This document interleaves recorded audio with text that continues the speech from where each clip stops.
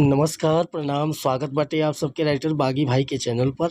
आज उपस्थित बानी भैया रउआ सबके बीच में लेके चैत नवरात्रि स्पेशल देवी भजन। बहुत प्यारा भजन लिखले बानी भैया और दिल से बताओ तनी कि एकर नया म्यूजिक बनवा के अब बढ़िया प्यार से गा देतानी तो गाना सबके दिल के छू जाई भैया। बहुत अच्छा मैटर बा। तो चलिए देर ना करते हुए मैटर के शुरुआत कइल जा कि कैसे गावे के बा, का एकर धुन बा, का लय बा। लेकिन वीडियो स्टार्ट करे से पहले भी एगो बात बतावल चाहब कि रुआ अगर नया सिंगर बानी आ सिंगिंग में इंटरेस्ट बा, अच्छा मैटर के तलाश में भटकतानी, सही ढंग के गीत नइखे मिलत, बढ़िया तुकबंदी नइखे मिलत, चाहे मन पसंद के मीटर नइखे मिलत, तो भैया अगर हमरा चैनल पर आ गइल बानी तो निश्चिंत रही, निराश भइला के जरूरत नइखे। रउआ जैसन भी मीटर चाहत होखब लिखवावे के, बिल्कुल उचित चार्ज पर रउआ के फर्स्ट क्लास के मीटर मिल जाए। मीटर में कोनो प्रकार के शिकायत ना मिले, काहे कि भैया हम हर तरह के मीटर लिखेनी, हिंदी में, भोजपुरी में, ट्रैक पर, नया सॉन्ग, कोनो तरह के मीटर चाही। जैसे कि ऑर्केस्ट्रा सॉन्ग भइल, लव सॉन्ग, सैड सॉन्ग, देवी गीत, चाहे पचरा गीत, कोनो प्रकार के मीटर रुआ लिखवावे के बा। सीजनली गाना, चैता के गीत, चाहे पूर्वी गीत, चाहे निर्गुण गीत, हर तरह के मीटर मिले भैया।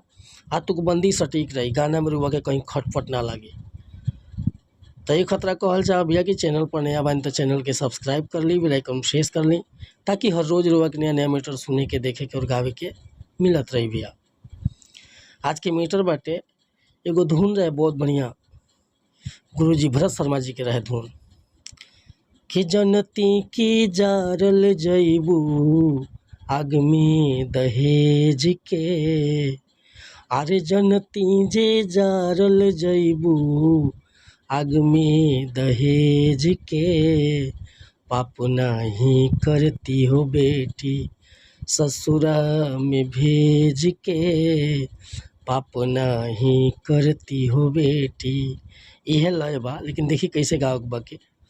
अरे स्वर्ग के जैसे सजल बावे दरबार है, स्वर्ग के जैसे सजल बावे दरबार है, हमरो शीतली मैया बड़ी सुकवार है, हमरो शीतली मैया बड़ी सुकवार है, हमरो शीतली मैया देवेली अपना सेवकवन के प्यार है, देवेली अपना सेवकवन के प्यार है, हमरो शीतली मैया बड़ी सुकवार है, हमरो शीतली मैया बड़ी सुकवार है,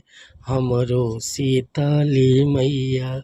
स्वर्ग के जैसे सजल बावे दरबार है, स्वर्ग के जैसे सजल बावे दरबार है, हमरो शीतली मैया बड़ी सुकवार है, हमरो शीतली मैया। तो भैया ये मुखड़ा लेकर रुआ सबके बीच में उपस्थित रहनी है। अगर मैटर पसंद बा तो बेहिचक फ़ोन या व्हाट्सअप कर सकतानी।